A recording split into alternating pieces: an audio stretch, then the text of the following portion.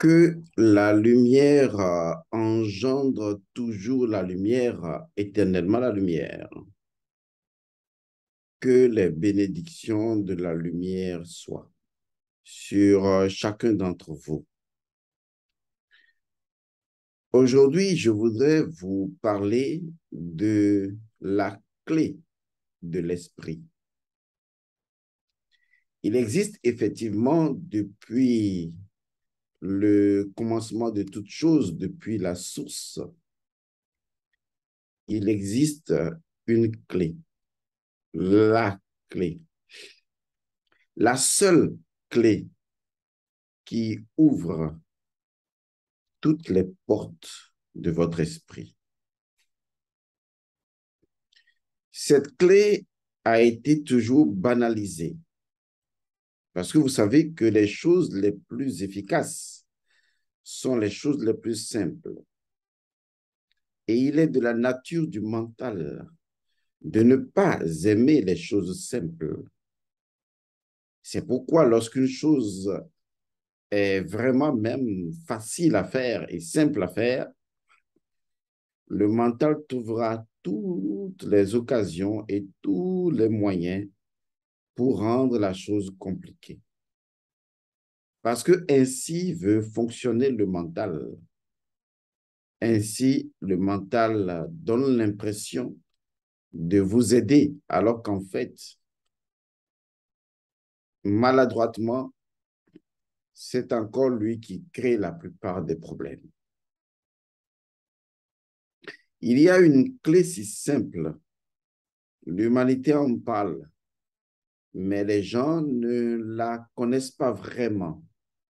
Les gens ont l'information, mais ne l'ont pas connue parce qu'ils ont peur de connaître cette clé, parce que les gens manquent de courage de connaître cette clé, de la reconnaître, de l'utiliser, de l'appliquer efficacement dans leur existence pour retrouver la liberté, l'ouverture des portes de l'esprit. Il est une clé qui libère de la frustration, de la colère, de la mélancolie, de la solitude, du regret, de la détestation de soi-même. Une clé, la vraie clé, qui en réalité vous permet pour la première fois de reconnaître que le seul véritable ennemi imaginaire que vous créez, que vous façonnez, c'est vous-même. C'est l'unique clé qui vous permet de transformer vos défauts en qualité, de reconnaître le principe premier de vos défauts, car une chose est de prétendre connaître ses défauts, mais une autre chose est véritablement de connaître les défauts et la connaissance des défauts ou même du défaut ne peut, ne peut être avérée ou ne peut s'avérer que lorsque l'individu maîtrise le principe premier de ce que constitue le défaut. Car, comme je vous l'ai dit, tout ce qui existe provient de sa propre préexistence, qui en est le principe premier et qui, par la loi, a engendré ce que vous pouvez nommer défaut.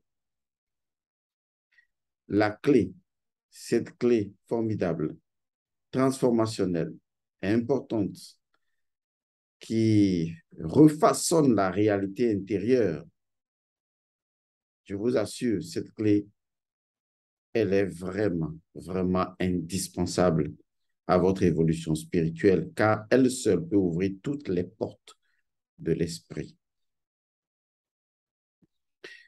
Est-ce que vous savez ce que c'est qu'un défaut? Je m'amuse souvent à utiliser l'exemple de voiture. Lorsque vous lisez sur les tableaux de votre voiture pendant que vous avez un défaut, default, et vous regardez sur l'écran de votre voiture, ça marque clairement qu'il y a un défaut. Il y a quelque chose qui ne fonctionne pas bien. Ça peut être un fusible ou un élément qui ne fonctionne pas bien et vous allez voir un expert, c'est-à-dire un mécanicien ou un électricien ou que sais-je encore, pour lui demander conseil et pour que lui, il puisse corriger justement le défaut. Il est important de garder en mémoire ce que je viens de dire. Parce que ce qu'un défaut révèle vraiment, c'est sa nature première, c'est son principe premier. Un défaut ne dit pas que vous n'avez pas une qualité.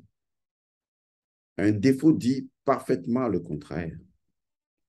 Un défaut dit que ce que votre conscience humaine appelle défaut ne signifie pas que vous n'avez pas la qualité dont vous exprimez le défaut, mais plutôt exprime le fait que si vous pouvez être dans un défaut, il ne peut s'agir que du défaut d'une qualité. Et que parce que vous avez un défaut, c'est la preuve évidente, absolue, incontestable que vous aviez cette qualité et que vous l'avez toujours. L'élément important d'une qualité ou de la qualité, c'est le principe premier même de la qualité. La qualité est toujours en relation avec l'essence de l'être. Alors, si aujourd'hui vous avez autant de défauts que quelqu'un peut énumérer et dire vous avez tel défaut, je vais vous dire une chose. Regardez-vous dans le miroir et applaudissez-vous. Parce que si vous avez fait la récolte de tous vos défauts, vous êtes une personne exceptionnelle. Parce qu'en fait, les défauts n'ont qu'un seul et unique langage. La démonstration parfaite et d'évidence que s'il y a défaut, c'est que vous avez les qualités. Et que le défaut est tout simplement plusieurs choses en fait. Parce qu'un défaut peut être une non-utilisation d'une qualité. Est-ce que vous voyez? Un défaut peut être une sous-utilisation d'une qualité. Un défaut peut être un dysfonctionnement d'une qualité. Un défaut peut être tout simplement que vous n'avez pas bien pris soin d'une qualité. C'est exceptionnel, n'est-ce pas? Oui, je sais.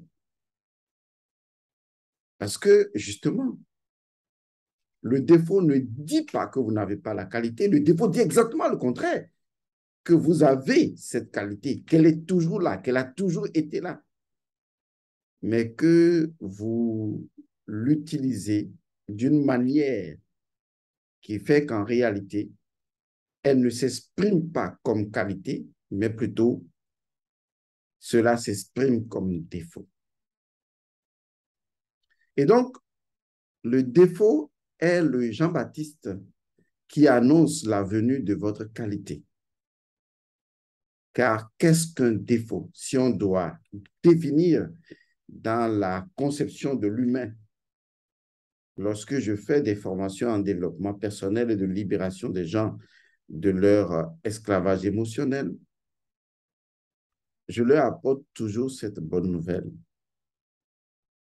Un défaut, c'est d'abord et avant tout une qualité qui est tout simplement mal exploitée. C'est aussi simple que ça. Un défaut, c'est avant tout une qualité qui est mal utilisée ou qui n'est pas bien exploitée, tout simplement.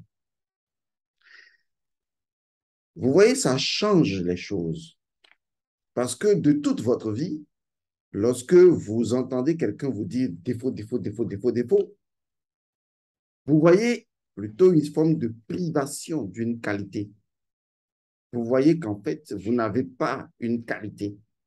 Et donc, toute votre attention est focalisée sur ce que vous n'avez pas ou que vous prétendez ne pas avoir, et donc sur le défaut.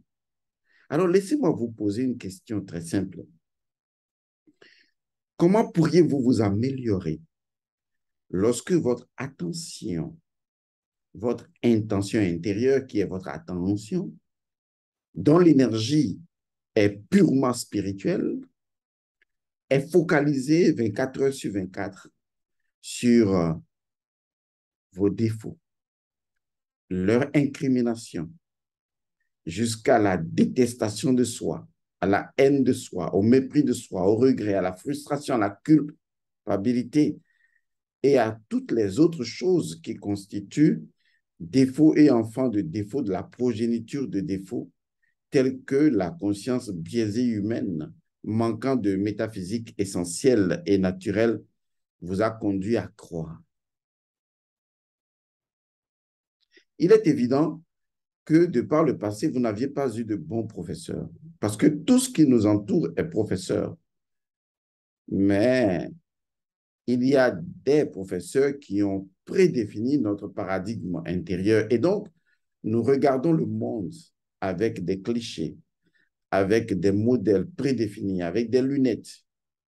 Nous ne regardons pas le monde avec les yeux que le monde regarde le monde, ni avec les yeux que chaque chose utilise pour se regarder. Nous regardons le monde avec nos lunettes, avec notre représentation du monde. Car il y a en chacun d'entre nous, au fil des années de notre naissance, de notre évolution, de notre pseudo-éducation, il y a eu une représentation que nous nous sommes forgés inconsciemment du monde et que nous avons oublié et qui définit l'ensemble des actes, des pensées, des émotions que nous avons, qui fait que nous pouvons aimer certaines choses et ne pas aimer certaines choses, des choses qui ne conviennent pas à notre paradigme personnel. Il est important de comprendre que nous avons le pouvoir de changer des éléments de ce paradigme. Nous avons la liberté de le faire. Et si nous voulons y arriver, nous devons tout simplement utiliser la seule et l'unique clé, la clé qui ouvre toutes les portes de l'esprit. L'esprit représente la libération, mais également la liberté. L'esprit représente l'élévation, la transcendance, l'immanence.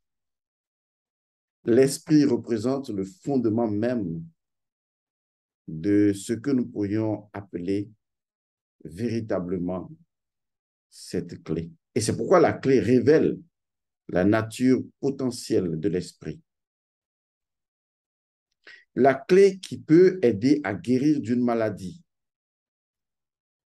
à guérir d'une maladie psychosomatique, à guérir des clivages de société et à arrêter de se reprocher des choses.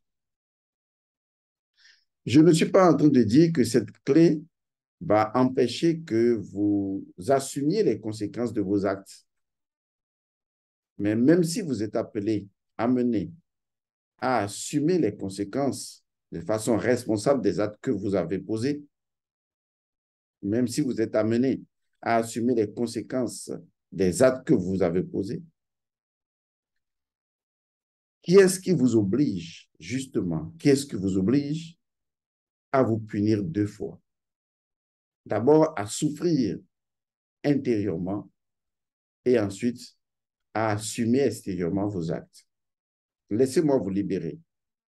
Laissez-moi vous offrir la clé de la libération de votre esprit, la véritable clé. Elle est simple, mais elle est puissante. J'ai fait tout ce détour pour vous amener à précieusement prendre conscience de son importance, de sa valeur inestimable et de ne jamais rien faire sans elle, cette clé. Cette clé, c'est le pardon de soi-même. Beaucoup de personnes banalisent cette phrase ou ce mot ou cette expression, quel que soit le nom que vous lui donnez. Se pardonner soi-même, le pardon de soi-même. Laissez-moi vous dire une chose à propos du pardon de soi-même. Une chose très simple que je ne souhaiterais pas que votre mental complique. Et la chose très simple est la suivante. Vous avez le pouvoir de vous pardonner. Arrêtez de penser qu'il y a un Dieu dans le ciel et c'est à lui de vous pardonner.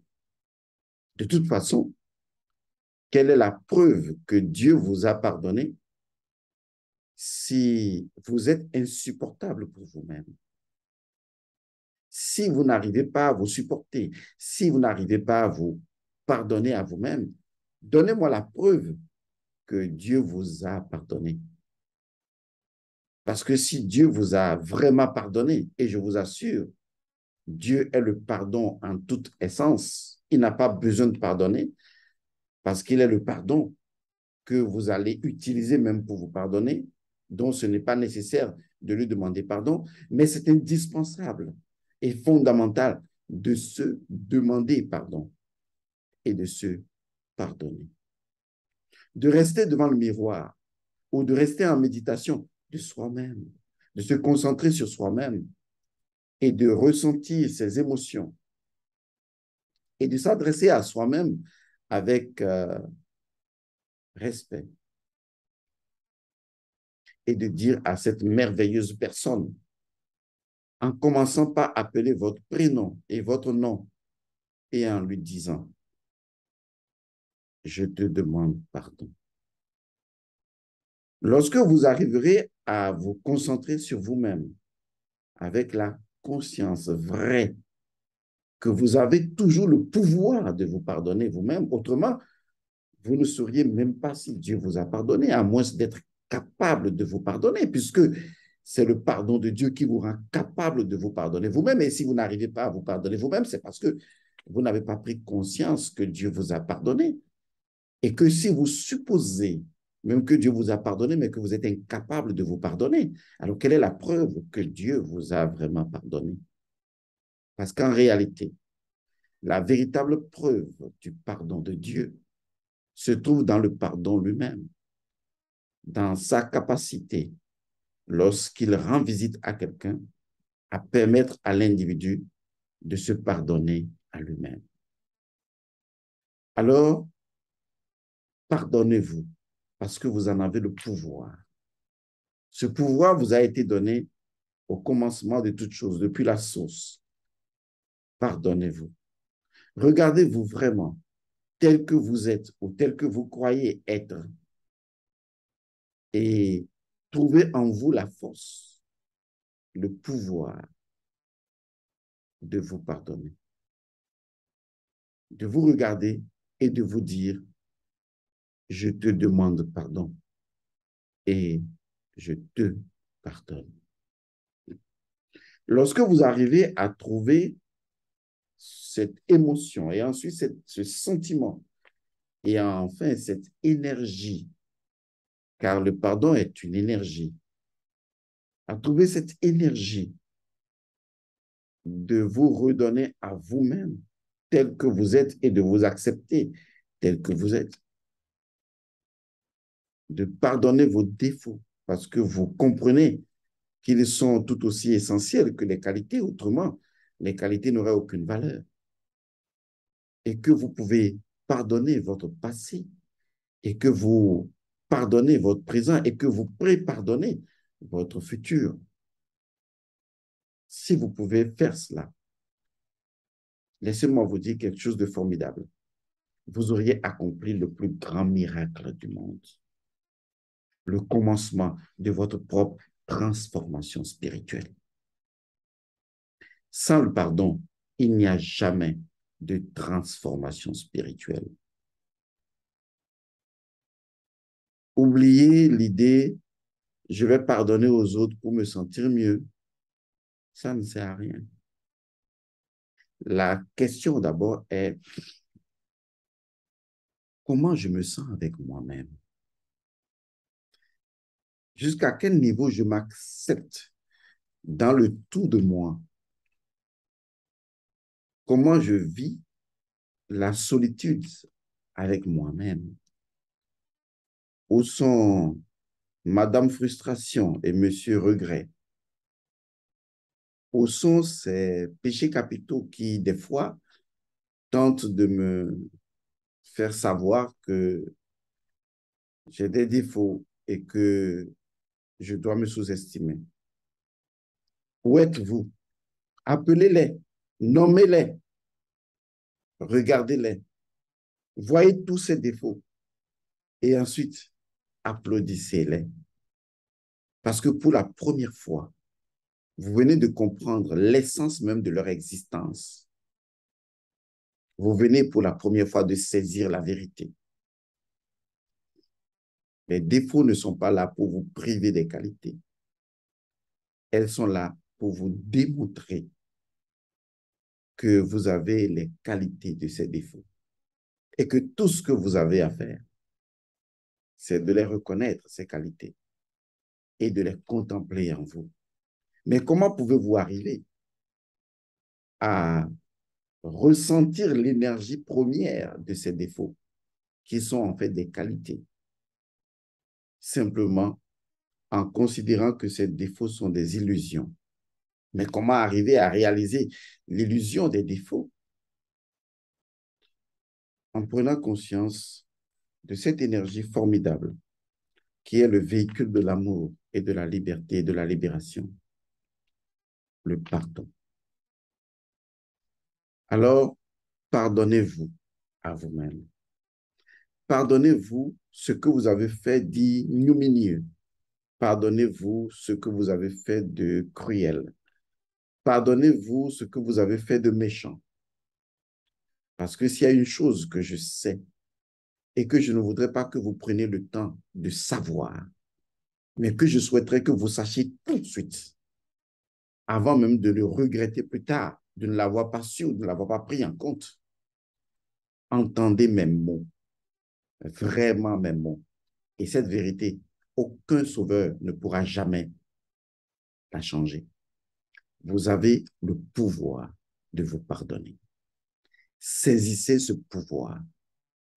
Saisissez-le. Et ensuite, pardonnez-vous.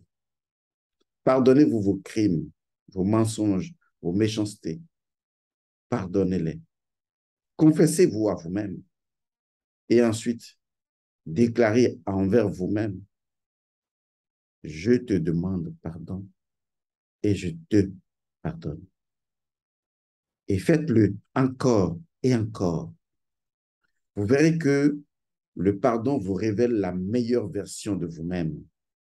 Il ne peut en être autrement puisque le pardon est la clé de l'esprit.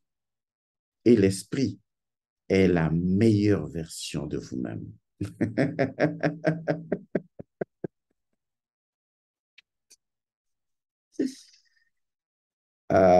Je crois que dans certains pays, on devait créer la journée internationale, oui, pourquoi pas internationale du pardon de soi-même. Je crois que c'est des choses comme ça qui seraient mieux que d'autres journées que je ne voudrais pas non plus dénigrer. Mais ce serait bien si vraiment nous sommes dans la recherche des solutions pour reconstruire l'humanité à travers l'humanitude, c'est de créer des journées internationales de certaines valeurs, comme par exemple la journée internationale du pardon de soi-même. Et au cours de cette journée, dédiée à chacun et à tous en même temps, on devrait pouvoir toute la journée apprendre à se pardonner à soi-même. J'espère que ce serait vraiment utile. Et j'espère également que cette capsule vous sera utile. L'utilité demeurera toujours dans la praticité, dans votre capacité à transformer mes mots en énergie et à les utiliser pour votre propre transformation intérieure. Car les mots ne sont pas des mots. Ils portent et transportent des énergies que vous devez saisir. Je vous remercie.